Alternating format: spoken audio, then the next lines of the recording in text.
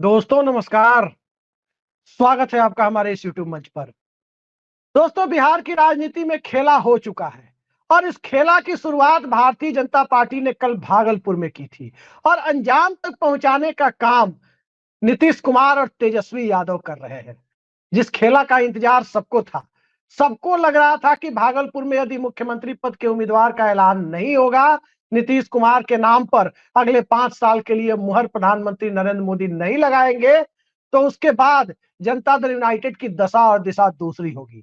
लेकिन आज बिल्कुल उम्मीद से परे जाकर जनता दल यूनाइटेड के किसी नेता के द्वारा नहीं, किसी बड़े चेहरे के द्वारा नहीं, बल्कि नीतीश कुमार के बेटे निशांत कुमार के द्वारा सारी तस्वीर साफ कर दी गई।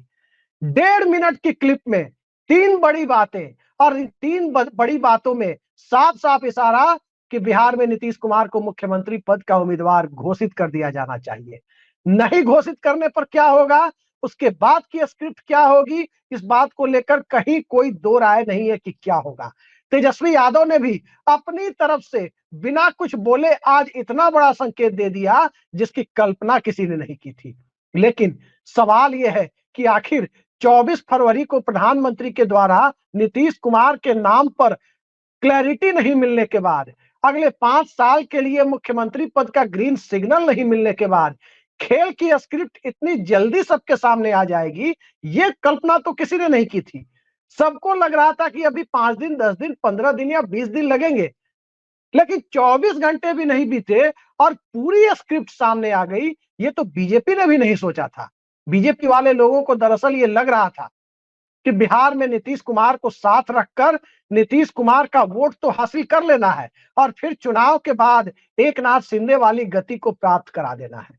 लेकिन बड़ा सवाल यही है कि क्या नीतीश कुमार इस खेल को नहीं समझते हैं। दरअसल भारतीय जनता पार्टी के साथ, उसके पूर्व अवतार जनसंघ के साथ, 74 के छात्र आंदोलन से 1979 की जनता पार्टी की टूट तक 5 सालों तक तो नीतीश कुमार और लालू यादव दोनों का साथ रहा। और फिर बीजेपी के साथ 1995-96 से लेकर 2013 तक 17 सालों तक, और फिर 2017 से लेकर 2022 तक और 2014 से अब तक, यानी तकरीबन 35-40 सालों तक भारतीय जनता पार्टी जनसंघ और संघ परिवार की राजनीतिक विरासत को बहुत करीब से देखने के बाद नीतीश कुमार को एकनाथ शिंदे बना दिया जाएगा, ये कल्पना से परे तो लगता था। लेकिन गुजरात लॉबी की ताकत को देखते हुए कोई इस बात को स्वीकार नहीं कर पा रहा था कि नीतीश कुमार उनके क्लच से बाहर निकल जाएंगे। लेकिन अब ये तस्वीर पूरी तरह से साफ हो गई है। दरअसल नीतीश कुमार के बेटे निशांत कुमार आज मीडिया के सामने आए। और किस रूप में आए?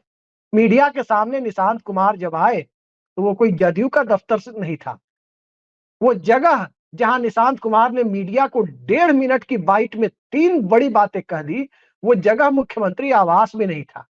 वो जगह एक निजी आवास था और उस निजी आवास पर जनता दल यूनाइटेड के कार्यकर्ता भी जुटे थे और मीडिया कर्मियों को भी, कुछ लोगों को कहा जाता है कि बुलाया गया था। और तब ये बातें वहां से कही गई। और जो बातें कही गई, 3 प्रमुख बातों को आप पहले जान लीजिए, फिर मैं आपको बताता हूं कि तेजस्वी यादव ने कैसे खेला किया और नीतीश कुमार कैसे संकेत देना अभी से शुरू कर चुके हैं। पहले बात निशांत कुमार की। तो निशांत ने आज जो बात कही, 3 महत्वपूर्ण बातें हैं। उसमें पहली बात यह थी, जब उनसे पूछा गया कि प्रधानमंत्री नरेंद्र मोदी ने नीतीश कुमार को बिहार का लाडला मुख्यमंत्री कहा है भागलपुर में, तो निशांत कुमार ने कहा कि गठबंधन में है तो बोलेंगे ही। सवाल यह उठता है कि गठबंधन में है तो बोलेंगे ही, इसका मतलब क्या है? तो जरा उस बयान को, आज निशांत कुमार के बयान के आईने में देखिए, जो बयान 25 जुलाई 2015 को नरेंद्र मोदी ने नीतीश कुमार के बारे में दिया था। डीएनए ही गड़बड़ है। और नीतीश कुमार या कोई भी राजनीतिक विरोधी नरेंद्र मोदी किसी के ऊपर ऐसी ही बात कह देते हैं, अक्सर कह देते हैं, और फिर उसके बाद आप देखते हैं कि ना तो चुनाव आयोग कोई एक्शन लेता है, ना कोई और एक्शन लेता है। तो बात नरेंद्र मोदी क्या कहते यदि नीतीश कुमार गठबंधन में नहीं होते, तो कुछ और बोलते। निशांत कुमार शायद यही कहना चाहते थे। उसके आगे दूसरी बात कि बिहार के सभी एज ग्रुप के, सभी आयु वर्ग के वोटर्स से उन्होंने अपील की, निशांत ने, कि उनके पिताजी ने 20 साल सेवा की है, आगे भी सेवा का मौका दीजिए। और पिछली बार जो कसक रह गई थी, जो 43 सीटें रह गई थी, वो काफी कम थी, इस बार बढ़ाकर सीटें दीजिए। वो वोटर से अपील कर रहे थे और कार्यकर्ताओं से भी अपील कर रहे थे कि चुनाव में लग जाइए। अब सवाल ये उठता है कि निशांत कुमार ने तो अभी औपचारिक तौर पर जेडीयू की सदस्यता भी नहीं ली है, वो पार्टी में भी नहीं आए और कार्यकर्ताओं को अपील कर रहे हैं और 43 सीटों की बात कर रहे हैं, तो कहना क्या चाहते थे? तो 43 सीटें किसकी वजह से आई थी? चिराग मॉडल के बूते आई थी, जो चिराग मॉडल भारतीय जनता पार्टी पर्दे के पीछे से कथित तौर पर खेल रही थी। नरेंद्र मोदी का हनुमान बनकर चिराग पासवान जेडीयू वाली सीटों पर चुनाव लड़ रहे थे और नीतीश कुमार को हराने की बात कर रहे थे। कहीं कहीं तो नीतीश कुमार को जेल भेजने की भी बातें कर दे रहे हैं। अब तीसरी बात पर आते हैं, जो निशांत ने कही। तीसरी महत्वपूर्ण बात निशांत ने जो कही है वो ये है कि नीतीश कुमार को एनडीए का चेहरा घोषित किया जाए, यानी जो भागलपुर में छूट गया वो तत्काल किया जाए। भागलपुर में प्रधानमंत्री नरेंद्र मोदी का भाषण सुनकर लोगों को बड़ा अचरज हुआ। अपने भाषण में वो लगातार केंद्र सरकार की उपलब्धियों का तो जिक्र करते रहे, लेकिन बिहार में नीतीश कुमार की सरकार जो 20 सालों से है सत्ता में, उसकी उपलब्धियों का जिक्र उन्होंने नहीं किया। और बिहार सरकार की कहीं कहीं एक आध बार प्रशंसा भी की, तो अकेले नीतीश कुमार की नहीं की, साथ साथ दोनों डिप्टी सीएम का नाम भी चस्पा कर दिया, जो बीजेपी के कोटे के हैं, सम्राट चौधरी और विजय सिन्हा।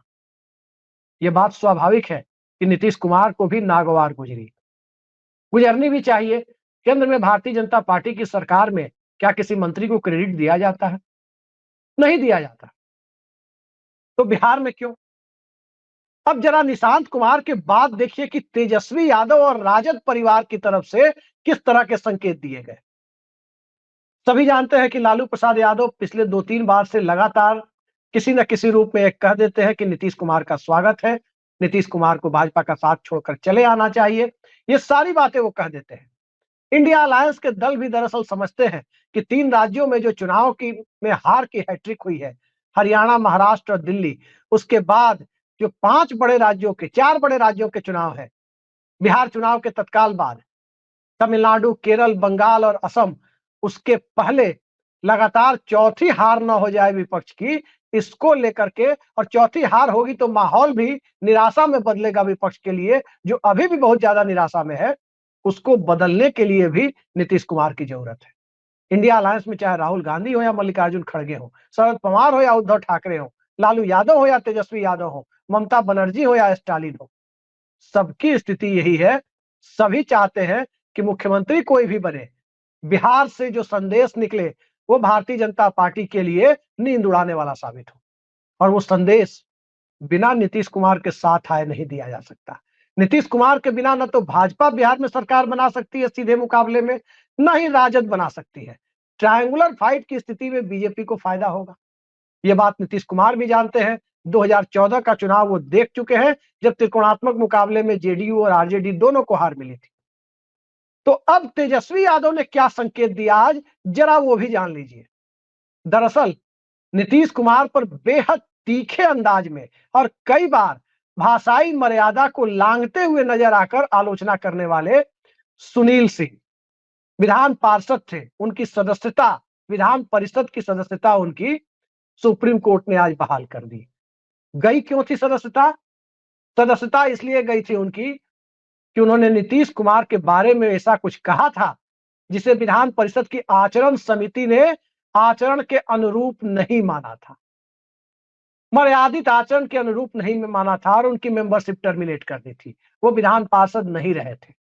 लेकिन सुप्रीम कोर्ट ने आज माना कि भाषा तो अफसोसनाक थी, लेकिन सजा कहीं ज्यादा कड़ी थी, लिहाजा सदस्यता बहाल की जाती है। सदस्यता बहाल करने के बाद राजद में खुशी होनी चाहिए थी। बेहद करीब रहे हैं सुनील कुमार सिंह लालू परिवार के, राबड़ी देवी के राखी भाई रहे हैं। लालू परिवार के एक एक सदस्य उनके घर के फंक्शन में पहुंचते हैं। लेकिन आज देखा गया, राष्ट्रीय जनता दल के ट्विटर हैंडल को आप खंगाल लें, आप तेजस्वी यादव के ट्विटर हैंडल को खंगाल लें, कहीं भी मैंने भी दोनों जगह सर्च करके देखा, कहीं भी सुनील सिंह की सदस्यता बहाली पर खुशी व्यक्त करने वाला ट्वीट न तो तेजस्वी यादव ने किया और न ही राष्ट्रीय जनता दल के ऑफिशियल ट्विटर हैंडल से दिखाई दिया। ट्विटर को आजकल एक्स कहते हैं, तो एक्स हैंडल से भी दिखाई नहीं दिया। तो इससे आप अंदाजा लगा सकते हैं कि सुनील कुमार सिंह की सदस्यता बहाली पर यदि राजद की तरफ से छुटभइये नेताओं को और कुछ पार्टी प्रवक्ताओं को जो एक औपचारिक लाइन बोलनी होती है, वो तो स्वाभाविक है, पार्टी के हैं तो बोलेंगे ही। लेकिन बड़े नेताओं की तरफ से अब पार्टी के ऑफिशियल हैंडल से चुप्पी साध लिया जाना आखिर क्या संकेत करता है? संकेत यही है कि सुनील सिंह को नीतीश कुमार पसंद नहीं करते, इतना नापसंद करते हैं कि सदस्यता उनकी चली जाती है। तो जब वो पसंद नहीं करते, तो क्यों ऐसा काम किया जाए जिससे नीतीश कुमार के साथ जो बात बन रही हो, वो बात आखिरी दौर में सुनील सिंह को लेकर बिगड़ जाए। तेजस्वी ने ट्वीट नहीं किया, राजद ने ट्वीट नहीं किया, सीधा मतलब है कि नीतीश कुमार के साथ आने की स्क्रिप्ट तैयार है। अगर भारतीय जनता पार्टी ने अभी भी 15-20 दिन या 2-3 हफ्ते आप कह सकते हैं कि इतना वक्त है, अगर इस दरमियान उन्हें सीएम कैंडिडेट घोषित नहीं किया, तो तय मानिए कि नीतीश कुमार और राष्ट्रीय जनता दल का गठबंधन हो गया। अंदर खाने स्क्रिप्ट तैयार है और इस स्क्रिप्ट के तैयार होने में नीतीश कुमार भी अपनी तरफ से योगदान दे रहे हैं। जरा पिछले 24 घंटे में प्रधानमंत्री और राष्ट्रपति के सामने नीतीश कुमार के भाषणों पर गौर कीजिए। प्रधानमंत्री के भाषण के ठीक पहले भागलपुर में उन्होंने क्या कहा और पटना पीएमसीएच में राष्ट्रपति द्रौपदी मुर्मू के सामने उन्होंने क्या कहा है। दोनों जगह एक बात कॉमन मिलेगी। कॉमन बात क्या है कि 2005 के पहले बिहार में हिंदू मुस्लिम के नाम पर झगड़ा होता था और जब 24 नवंबर 2005 को नीतीश कुमार ने बिहार की सत्ता संभाली, उसके बाद उस झगड़े को सद्भाव में बदला। उनके कहने का लफ्ज़ो लुआब यही होता है। नीतीश कुमार कल प्रधानमंत्री के सामने भी बोल गए, आज राष्ट्रपति के सामने भी बोल गए। अब ये बताने की जरूरत नहीं है कि नीतीश कुमार किसके कंधे पर बंदूक रखकर किसको निशाना साध रहे हैं। 2005 में 24 नवंबर के पहले स्वाभाविक है कि राष्ट्रपति शासन था या फिर उसके पहले राष्ट्रीय जनता दल का शासन था, लालू राबड़ी राज। तो लालू यादव का शासन था या राबड़ी देवी का शासन था? अब लालू यादव और राबड़ी देवी या फिर उत्तर प्रदेश के परिप्रेक्ष्य में कहें तो अखिलेश यादव और मुलायम सिंह यादव भला क्यों हिंदू मुसलमान कराएंगे? आखिर सांप्रदायिकता की बातें कौन पार्टी करती है? जिसे सांप्रदायिकता से फायदा होता है वही कर सकता है। धर्मनिरपेक्षता से जिसे फायदा होता है वो पार्टी तो हिंदू मुसलमान नहीं करेगी। अचानक नीतीश कुमार 2 दिन से ये नया गियर क्यों पकड़ लिए, नई स्क्रिप्ट पर काम क्यों करने लगे? तो दरअसल बात साफ है कि भारतीय जनता पार्टी ने अब भी यदि ऐलान नहीं किया कि नीतीश कुमार सीएम कैंडिडेट होंगे और साथ साथ जनता दल यूनाइटेड कम से कम 122 सीटों पर 243 में से आधी सीटों पर चुनाव लड़ेगी, ये दोनों शर्तें यदि बीजेपी ने मीडिया के सामने आकर ऐलान नहीं किया, तो नीतीश कुमार की दूसरे खेमे में जाने की स्क्रिप्ट तैयार है। ये बात साफ है और दूसरे खेमे में जाने के ठीक पहले नीतीश कुमार भ्रष्टाचार और सांप्रदायिकता इन दो पासों से जो खेलते रहते हैं, इन दो मोहरों से जो अपनी सियासी बिसात बिछाते रहते हैं, अचानक से सांप्रदायिकता वाला मोहरा को उठा लिया जाना, इस बात को काफी आसानी से समझा जा सकता है कि अंदर खाने कौन सी स्क्रिप्ट चल रही है। तो ये बातें तो करीब करीब साफ है कि जनता दल यूनाइटेड और राष्ट्रीय जनता दल ने अब अपनी अगली बिसात पर काम करना शुरू कर दिया है। यूं कहें कि कर लिया है, औपचारिक ऐलान बाकी है और औपचारिक ऐलान को सिर्फ और सिर्फ बीजेपी रोक सकती है। आज टाइमिंग देखिए कितना महत्वपूर्ण है कि एक तरफ सुबह सुबह निशांत की मीडिया बाइट आती है, 1.5 मिनट की बाइट तहलका मचा देती है, 3 बड़ी बातें वो कह जाते हैं और उसके बाद नीतीश कुमार बिना किसी पूर्व निर्धारित कार्यक्रम के भाजपा अध्यक्ष से मिलने स्टेट गेस्ट हाउस पहुंच जाते हैं। वहां वो मिलते हैं और जो अंदरूनी सूत्र दावा कर रहे हैं कि वहां उन्होंने साफ कर दिया कि बिहार विधानसभा की 122 सीटें और मुख्यमंत्री पद का चेहरा, इस पर जो कंफ्यूजन अमित शाह के इंटरव्यू के बाद, टीवी इंटरव्यू के बाद हुआ, वो कंफ्यूजन दूर किया जाना चाहिए, उस पर क्लैरिटी आनी चाहिए। ये सारी परिस्थितियां साफ है कि बिहार किस दिशा में जा रही है, बिहार किस दिशा में जा रहा है और जिस दिशा में बिहार जा रहा है उस दिशा में याद रखिए कल जो क्लिप आपके सामने आई थी, जिसमें भाजपा के नेता बैठे हुए हैं भागलपुर में किसी घर में, सम्राट चौधरी वहां पर समझा रहे हैं कि लालू यादव को निशाने पर रखना है, तेजस्वी यादव को निशाने पर नहीं रखना है। क्यों नहीं रखना है तेजस्वी यादव को? चुनाव हो रहा है, चुनाव में जो चेहरा होता है उसे निशाने पर रखा जाता है। तेजस्वी यादव को निशाने पर क्यों नहीं रखना है? लालू यादव का जिक्र क्यों करना है? दरअसल बीजेपी की तरफ से वो क्लिप गलती से बाहर नहीं आई थी। मैंने कई सूत्रों से पता किया, बताया गया कि वो जानबूझकर बाहर लाई गई। क्यों लाई गई? क्योंकि प्रधानमंत्री की मीटिंग के बाद, प्रधानमंत्री के भाषण के बाद और उसके भाषण के पहले भी प्रधानमंत्री क्या बोलेंगे इसका अंदाजा भाजपा नेताओं को तो था ही। ये तय किया गया था कि नीतीश कुमार के खेल को तभी विफल किया जा सकता है जब तेजस्वी यादव मान जाए। तो तेजस्वी यादव को मुगालते में रखने के लिए कि फिर 75 सीटें बिना नीतीश कुमार के आ सकती है, इसके लिए तेजस्वी यादव को कॉन्फिडेंस दिया जा रहा था कि चाचा के यानी नीतीश कुमार के साथ जाने की कोशिश करने की जरूरत नहीं है, उसके बिना भी उतनी सीटें आ सकती है। लेकिन क्या तेजस्वी यादव सियासत के इतने कच्चे खिलाड़ी हैं जो उस सियासी खेल को नहीं समझते हैं? बड़े अच्छे तरीके से समझते हैं। और जब बड़े अच्छे तरीके से समझते हैं तो फिर कहने को कुछ बचता नहीं है। आगे आगे देखिए सियासत किस दिशा में जाती है। खेल तो बिहार में हो चुका है, भारतीय जनता पार्टी की तरफ से ही रायता फैला है और रायते को समेटने का काम भी बीजेपी को करना है, वरना बिहार में बहुत जल्द नीतीश कुमार के नेतृत्व में इंडिया गठबंधन की सरकार देखने को मिलेगी। कभी भी भाजपा कोटे के मंत्रियों की बर्खास्तगी सुनने में मिल सकती है और राजद कोटे के मंत्रियों की शपथ ग्रहण और विश्वास मत हासिल करने की प्रक्रिया आपको देखने को मिल सकती है। आज का दिन बेहद महत्वपूर्ण है। आगे आगे देखिए क्या होता है। आज के लिए इतना ही। नमस्कार।